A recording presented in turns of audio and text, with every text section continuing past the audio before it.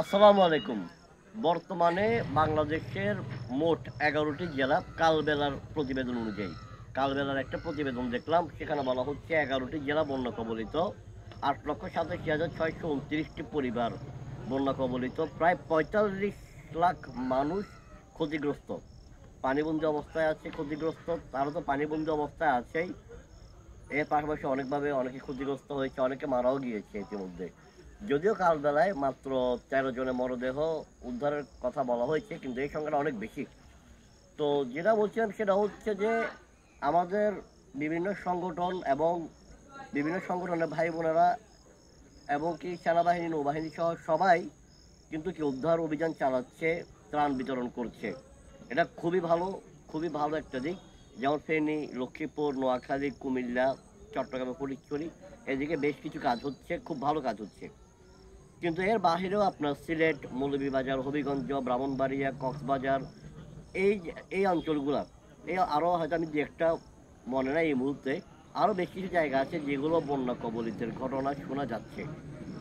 হয়তো ওখানেও কাজ চলছে, উদ্ধার অভিযান চলছে, অথবা খুব শীঘ্রই শুরু হবে। তবে ওইসব জায়গার প্রতি ফোকাসটা হয়তো খানিকটা কম বলে মনে হচ্ছে। তাই একটা ছোটোখাটো অনুরোধ থাকবে যে যে যেখান থেকে পারছেন যাচ্ছেন, এটা খুবই ভালো দিক। প্রথমেই বলছি খুবই ভালো দিক, কারণ বন্যা কবলিত মানুষকে সহযোগিতা করার জন্য তো যাচ্ছেন। কিন্তু সবাই একটা জায়গাকে ফোকাস না করে, দুইটা জায়গাকে ফোকাস না করে, একটু বাকি জায়গাগুলোকে যদি একটু ভালোভাবে ফোকাস করা যায়। কারণ আমরা সবাই বাংলাদেশি, দেশটা আমাদের সবার, আর 11টা জেলা আমাদের দেশের মধ্যেই কিন্তু। হ্যাঁ, এখন এই 11টা জেলার প্রতি আমাদের নজর দিতে হবে। আমি আবারও বলছি, এটার তথ্যসূত্র হচ্ছে কালবেলার প্রতিবেদন। হ্যাঁ, আমি একটা ওয়ার্ডও বানিয়ে বলতেছি না।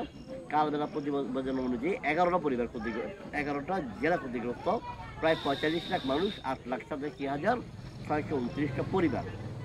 তো আশা করি সব দিকেই আমরা নজর দিতে পারবো, সব দিকে আমরা কাজ করতে পারবো ইনশাল্লাহ। একজন তো সব জায়গায় যেতে পারবে না। হ্যাঁ, 2 জায়গায়, 3 জায়গায়, অথবা এক জায়গায় যেতে পারবে। হ্যাঁ, যে যেখানে যেতে পারুক, তবে প্রত্যেকটা জেলার দিকে যেন একটু কেয়ার করা হয়। আশা করি কেয়ার করা হবে, কারণ আমাদের দেশের মানুষ যথেষ্ট সহযোগিতামূলক, কোঅপারেটিভ, একজন একজনের প্রতি খুবই আন্তরিক। আপনি যত কিছুই বলেন, বাঙালির যত কিছু একজন আরেকজনের, আমরা বলি যে একজন আরেকজনের পিছনে লেগে থাকা, একজন আরেকজনকে পিছন থেকে টান মারা, যত কিছুই বলি না কেন, দিন শেষে যখন কোনো প্রাকৃতিক দুর্যোগ আসে, অথবা দিন শেষে যখন কোনো অধিকার আদায়ের আন্দোলন আসে, তখন কিন্তু আমরা সবাই আল্লাহর রহমতে এক হয়ে যাই।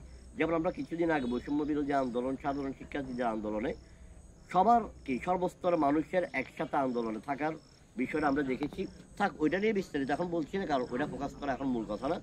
যেটা বলছিলাম, হ্যাঁ, এর আগে বিভিন্ন প্রাকৃতিক দুর্যোগ হয়েছে, আমাদের দেশের মানুষ সবাই ঝাঁপিয়ে পড়ার একটা কিন্তু কি নজির আছে।